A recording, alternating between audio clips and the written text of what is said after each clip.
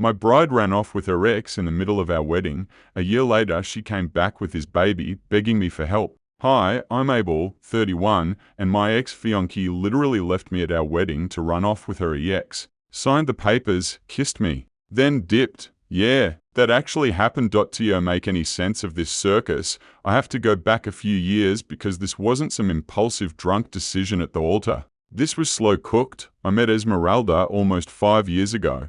At first, she seemed like the exact opposite of chaos. She was calm, organized, and terrifyingly clear about what she wanted from life. The type who has a 5-year plan, a color-coded calendar, and probably a backup plan for the apocalypse on our 3rd or 4th date. She sat across from me, folded her hands, and said very plainly, I just got out of a serious relationship. His name is Oro. We lived together. It didn't work. No cheating, no drama. We just wanted different things. That chapter is closed. I appreciated the honesty. Most people would have mentioned the ex around month 8, during an argument, right after saying, you're just like him. Esmeralda didn't do that. She dropped his name early, looked me straight in the eyes, and said it was over. Still, you hear? Live together and your stomach does a little backflip. Aro wasn't just some dude she used to text. He was history. Real history. But she was so firm about it being done that I swallowed my discomfort and moved on.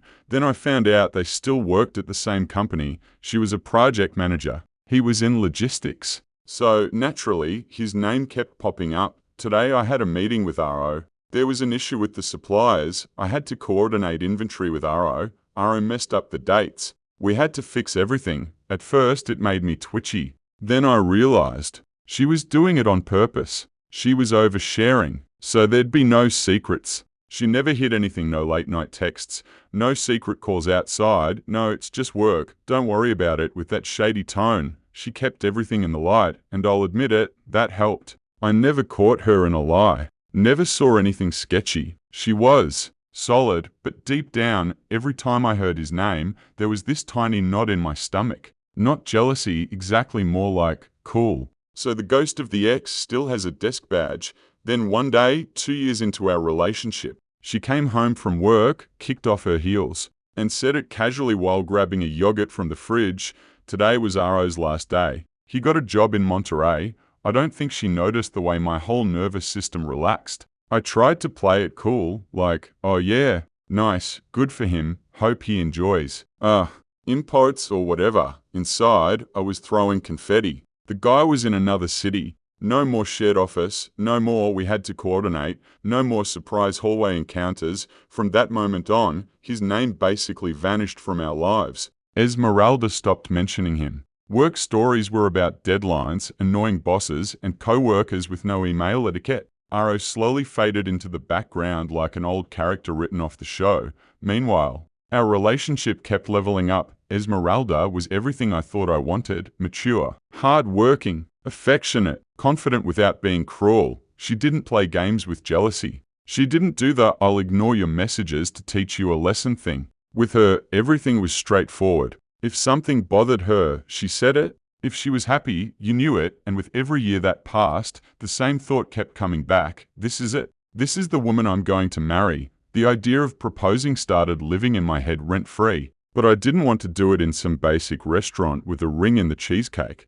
Esmeralda had always had one specific dream: Hawaii. She talked about it since the day I met her. Those beaches, the sunsets, the volcanoes, the documentaries she watched like other people watch sitcoms. One day, she'd say, I want to walk barefoot on a Hawaiian beach and watch the sunset. So I decided that's where I'd propose. I spent months planning, saving money, rearranging work, pretending I wasn't doing anything suspicious. I told her I was taking her on a surprise trip. She knew something was up because I'm about as subtle as a marching band, but she had no idea how big it was. When we landed in Hawaii, she was like a kid at Disneyland. She wouldn't stop smiling, hugging me, spinning around, taking pictures of everything: the beach, the palm trees, a random pigeon. That first afternoon, as the sun started sinking into the ocean and the sky turned orange and purple, my heart was pounding so hard I could hear it in my ears.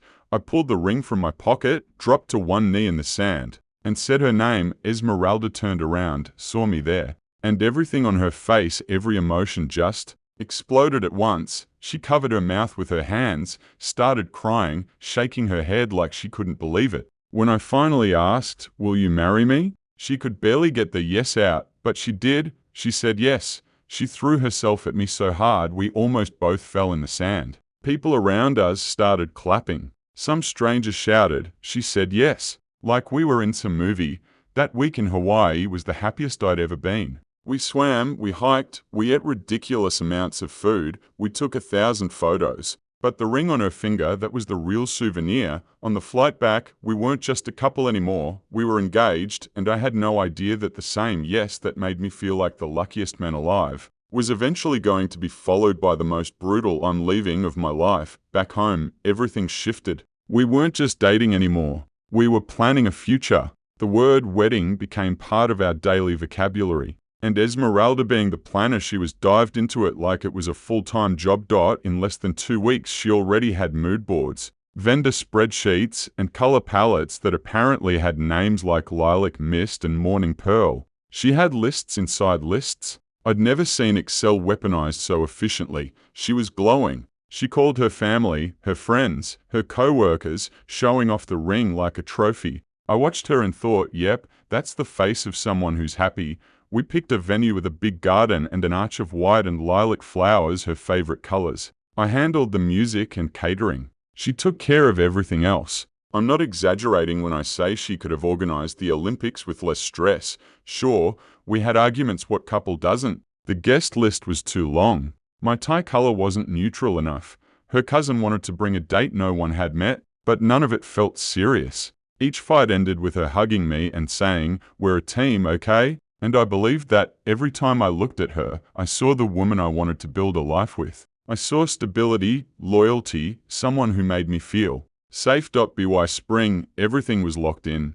Invitation sent, honeymoon booked, Hawaii again, because of course, and the apartment we'd chosen together was nearly ready. We picked the furniture, painted the walls, and argued over where to put the coffee machine. She chose light blue curtains because they make the morning feel calm. Everything was calm until about 3 days before the wedding. ID started smaller, energy was off. She wasn't smiling as much, got distracted mid-sentence, stared at her phone a lot. One night at dinner, she pushed her plate away and said, "What if we postpone the wedding?" I thought she was joking. I laughed. She didn't. When I asked why, she said she hadn't been feeling well, stomach issues, fatigue, maybe she was getting sick. "I don't want to ruin the day if I'm not 100%, she said. I was worried, sure, but mostly confused. She'd been fine the day before. Still, I took her to the doctor. They ran some tests, asked questions, and finally smiled. "She's perfectly healthy," the doctor said. "It's probably nerves." That made sense. Weddings are stressful. So I hugged her, kissed her forehead, and told her everything would be fine. She smiled back, but it was the kind of smile you give when you're trying to convince yourself.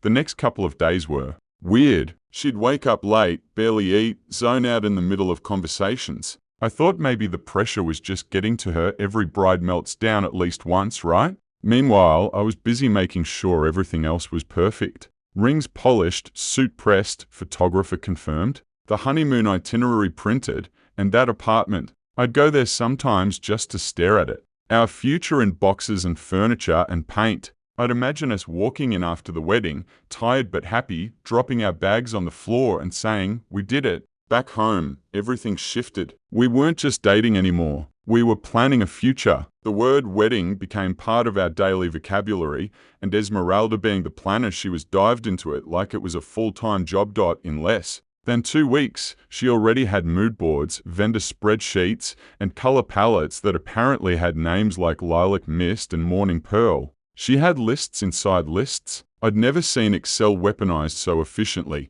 She was glowing. She called her family, her friends, her co-workers, showing off the ring like a trophy. I watched her and thought, yep, that's the face of someone who's happy. We picked a venue with a big garden and an arch of white and lilac flowers, her favorite colors. I handled the music and catering. She took care of everything else. I'm not exaggerating when I say she could have organized the Olympics with less stress. Sure, we had arguments, what couple doesn't? The guest list was too long. My tie color wasn't neutral enough. Her cousin wanted to bring a date no one had met, but none of it felt serious. Each fight ended with her hugging me and saying, "We're a team, okay?" And I believed that. Every time I looked at her, I saw the woman I wanted to build a life with. I saw stability, loyalty, someone who made me feel safe. By spring, everything was locked in. Invitation sent, honeymoon booked, Hawaii again, because of course, and the apartment we'd chosen together was nearly ready. We picked the furniture, painted the walls, and argued over where to put the coffee machine. She chose light blue curtains because they make the morning feel calm. Everything was calm, until about 3 days before the wedding. ID started small, her energy was off. She wasn't smiling as much, got distracted mid-sentence, stared at her phone a lot. One night at dinner, she pushed her plate away and said, "What if we postpone the wedding?" I thought she was joking. I laughed. She didn't. When I asked why, she said she hadn't been feeling well, stomach issues, fatigue, maybe she was getting sick.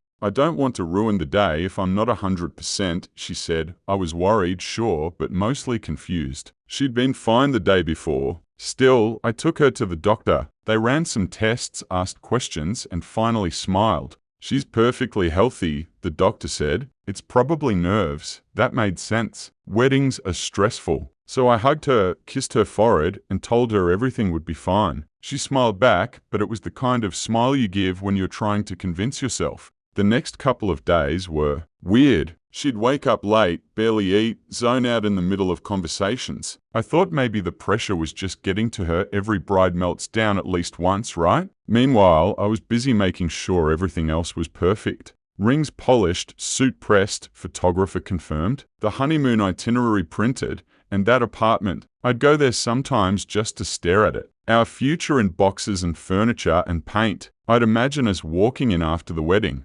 tired but happy, dropping our bags on the floor and saying, "We did it." That image carried me through the nerves. The morning of the wedding arrived. My best friend woke me up early to make sure I didn't forget anything. I checked the rings, the license, the tie again and again. My stomach was doing somersaults, but the good kind. The ceremony was outdoors, just like she wanted. Warm weather, clear sky, flowers everywhere. Our guests arrived dressed to the nines, buzzing with excitement. Then the music changed. Everyone turned. Esmeralda appeared. For a moment, everything around me blurred. She was stunning. Her dress was simple, elegant, white as sunlight. She walked slowly, eyes locked on mine, and I swear the whole world stopped to look at her. When she reached me, her hands were trembling. I thought it was nerves. I squeezed them, smiled, whispered, "You look perfect." The ceremony started. Vows, laughter, happy tears. When she said, "I do," her voice cracked just a little. I thought it was emotion. I kissed her, the guests clapped, and for one glorious moment, I thought I'd won life's lottery. Then came the reception music, dancing, endless toasts. Everyone was laughing, drunk on champagne and good vibes. I remember thinking, this is it, this is happiness, and that's when it happened. In the middle of a dance, Esmeralda suddenly stopped. She looked at me, really looked at me with eyes full of something I couldn't read. Then she hugged me tight and whispered in my ear, "My love, forgive me." I froze. "For what?" I asked, but before I could get another word out, she pulled away, turned, and ran. Not a dramatic movie jog. She ran, straight across the hall, through the doors, out to the parking lot. I followed, confused, thinking maybe she was sick, maybe she needed air, until I saw the car waiting outside. Engine running, she jumped in. The door slammed. Tires screeched. Gone. Everyone in the hall went dead silent. The DJ cut the music mid-beat. I could hear glasses clinking in the distance.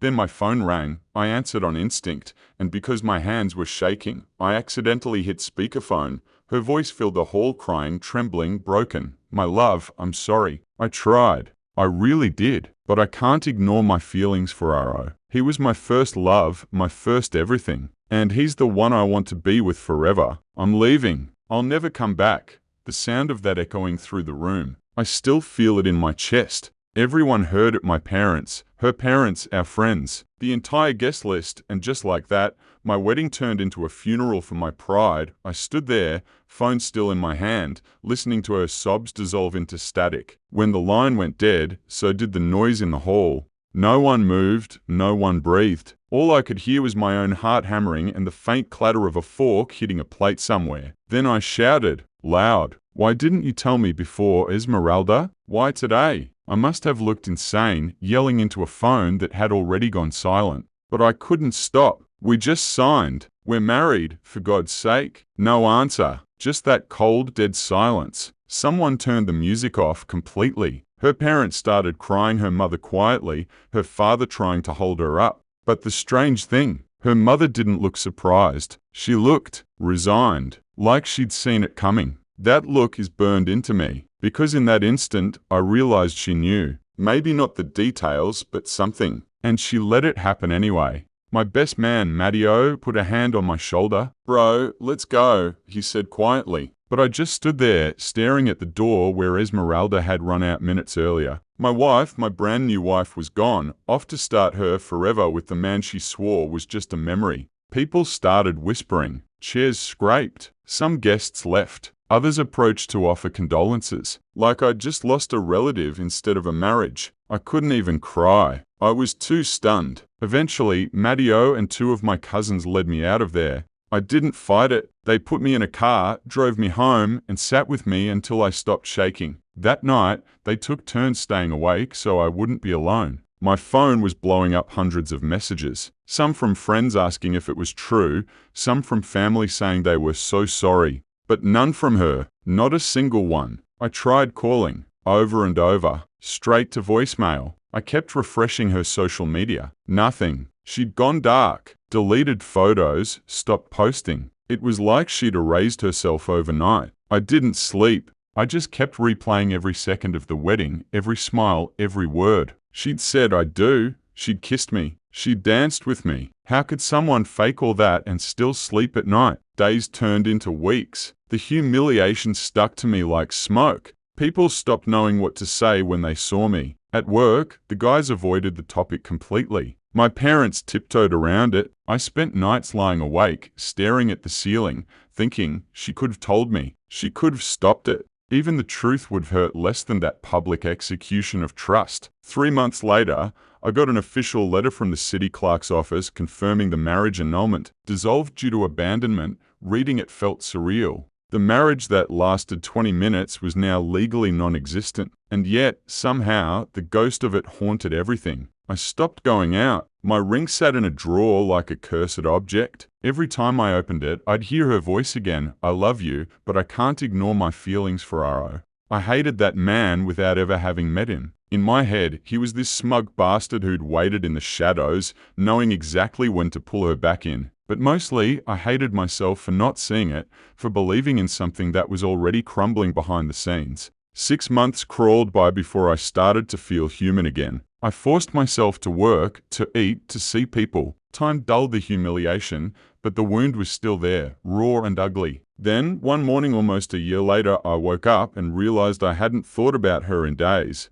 It was like my brain finally let me go. And that's when life decided to test me again. Because exactly 1 year and a half after the wedding that wasn't, I picked up my phone one afternoon, answered without looking at the number, and heard her voice. "Abel," she said softly. "It's me, Esmeralda." I froze. It was like hearing a ghost speak my name. For a few seconds, I couldn't even breathe. Her voice sounded fragile, nothing like the confident, decisive woman who'd sprinted out of my life a year and a half earlier. "Abel," she said again, "please don't hang up. Just listen." I didn't say anything. My mind was doing backflips. Why now? What could she possibly want? She took a shaky breath. "I know I have no right to call, but I need to tell you something. I made the biggest mistake of my life." I laughed. I didn't mean to, it just came out, bitter and sharp. "You think?" She started crying. "Please, let me explain. What I felt for Aro,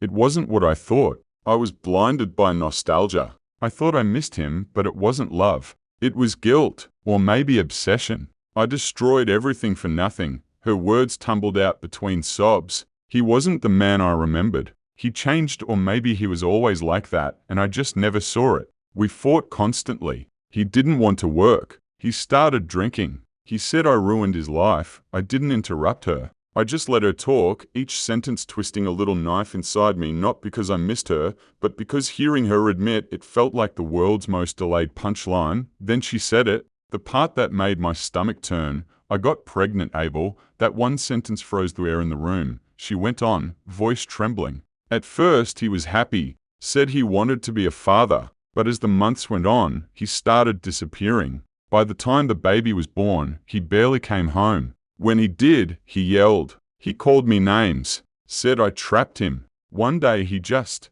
stopped coming back. I pressed my palm against my forehead. This was too much. Too late. I'm not asking you to take me back, she said quickly. I know I don't deserve that, but I need your forgiveness. Please. I can't live with what I did to you. Something in me snapped. Esmeralda, I said, voice low and cold, do you have any idea what you put me through? You didn't just hurt me, you humiliated me in front of everyone I know. You turned my wedding into a joke. And now, a year later, you want to feel better by saying sorry? She sobbed harder. I'm so sorry, Abel. I swear I'd do anything to fix it. Please just let me explain in person. No, I cut her off. You made your choice. Live with it. And I hung up. For about 10 seconds, I just stood there, staring at my reflection in the dark TV screen. I expected to feel anger or maybe satisfaction. Instead, I just felt empty, but apparently hanging up wasn't enough because 3 days later, she showed up at my door. I came home from work and froze on the doorstep. Esmeralda stood there, clutching her purse like it was the only thing keeping her upright. If I hadn't known it was her, I might not have recognized her. The woman in front of me was ruined. She'd gained weight, her eyes were hollow, her posture slumped. That confident spark she used to have gone. Abel, she whispered, please, just a few minutes. And of course, fate decided to make the situation worse because Diana, my girlfriend, was in the living room. She heard the voice, came over, and when she saw Esmeralda standing there, she gave me a look that could melt steel. Who is that? She asked quietly. I exhaled. That's her, I said. The woman who left me at the altar. Esmeralda's eyes filled with tears. I deserve that. I deserve worse. But please, I need to talk to you. I looked at Diana, waiting for her to lose it, but instead, she surprised me. She crossed her arms, gave a little nod, and said, you know what? Let her in. I actually want to hear this. So Esmeralda stepped inside, trembling, sitting on the edge of my couch like a student waiting for detention. Diana leaned against the wall, silent, but watching. I stayed standing. Esmeralda started to speak, voice barely above a whisper. After I left with R.O., everything fell apart. She told me everything. The promises, the pregnancy, the fights, the neglect, the verbal abuse. Every word dripped with regret. I ruined both our lives, she cried. And now I have nothing. He's gone, and I can't even look at myself. I don't want your pity. I just need help. Please, Abel. I don't know where else to go. Before I could respond, Diana spoke. Calm, sharp, and merciless. Oh, honey, she said. You are unbelievably stupid. Esmeralda looked at her, stunned. Diana continued. You had a man who was loyal, stable, kind. And you threw him away for an ex who treated you like garbage. You blew up your life for a fantasy. And now you show up here crying, asking for help? Seriously, what did you think was going to happen? Esmeralda's face crumpled. She had no defense. Diana turned to me. You're not going to forgive her, right? I met Esmeralda's eyes, my voice steady. No, you made your choice. Now you live with it. Your mistakes aren't mine to fix. Go. She stood slowly, shaking, tears spilling down her cheeks. She didn't argue. She just whispered, I'm sorry, and walked out the door. When it closed, the apartment fell completely silent. Diana let out a breath. What a shame, she said. I only told you to let her in because I wanted to see how it ended. Now I know. I sat down, exhausted, trying to make sense of everything. Anger, pity, relief. They all swirled together until I couldn't tell one from the other, because even after everything she'd done, part of me couldn't help but feel sorry for her, not because I loved her anymore, but because she'd destroyed her own life with her own hands, and now there was nothing left to save. That night, after the door shut and Esmeralda's footsteps disappeared down the hall, I sat there in silence. The kind of silence that's so heavy it feels alive. Diana was in the kitchen making tea, letting me process. She's good at that, knowing when to talk and when not to. I stared at the spot on the sofa where Esmeralda had been sitting minutes earlier. The same woman who'd once made me believe in forever now looked like a ghost wearing her own skin. I didn't feel triumph. I didn't even feel anger anymore. Just finality. Diana came back, handed me a cup, and sat beside me. You okay? She asked softly. Yeah, I said. Then after a pause, I think that was closure. She smiled faintly. Good. Because she's not your responsibility anymore, she was right. For over a year, I'd carried the weight of what happened like a punishment I didn't deserve. But watching Esmeralda walk out of that door broken, desperate, a shadow of the woman who once left me at the altar, something clicked. Karma had already done the work for me. I didn't need revenge. Life had already written it in permanent ink. I went to bed that night feeling oddly light, like the air in the room had changed. Not happy, exactly, but peaceful. Over the next few days, the story spread among mutual friends. Some said Esmeralda had moved in with her mother. Others said Aro had vanished again, leaving her with the baby and debts. None of it surprised me. I didn't ask questions. I didn't stalk her online. I didn't need to know more. The chapter was closed. One evening, while Diana and I were having dinner, she looked at me and said, "You know what's crazy? If she hadn't done what she did, we'd never have met." I smiled. Yeah, the worst day of my life led me straight to the best one, and it was true. If Esmeralda hadn't shattered my world, I never would have rebuilt it stronger. I never would have met Diana, who didn't need grand gestures to prove her love, just quiet loyalty. The kind that doesn't vanish when life gets hard. Sometimes the universe breaks you just to rearrange you. I used to think the wedding was the end of my story. Turns out it was the prologue. Now, when people ask if I believe in karma, I say, absolutely, because I watched it happen in real time. Wearing a torn dress and crying on my couch, and as cruel as it was, it also set me free. Esmeralda's mistake wasn't running away that day. Her real mistake was believing she could build happiness on top of someone else's heartbreak. Me. I learned that closure doesn't always come from answers. Sometimes it walks back into your life just so you can finally say no, and that's exactly what I did. I said no, and that more than any I do was the moment I truly began my life.